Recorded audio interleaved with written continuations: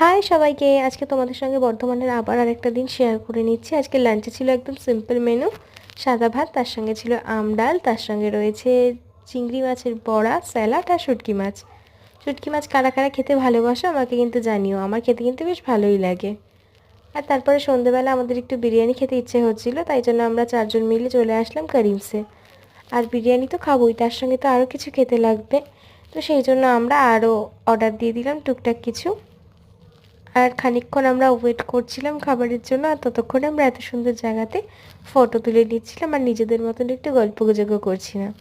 আর এই যে এই পাশটাতে রয়েছে আমি আর আমার বর দুজনে মিলে, আর এই দিকটাতে রয়েছে আমার দুই ননদ। আর কিছুক্ষণ ওয়েট করার পরেই খাবারটাও চলে আসলো।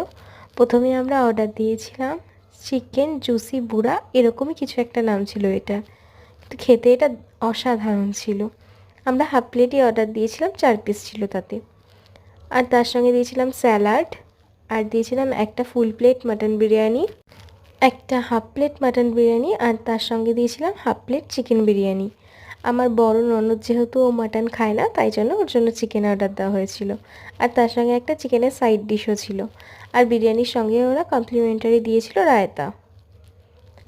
আর ভেবেছিলাম একটা ডেজার্টে কিছু খাবো, কিন্তু পেট একদম ভরে গেছিলো। আর বিরিয়ানিটাও তো পুরোটা খেতে পারিনি, তাই পার্সেল করে নিয়ে এসেছিলাম।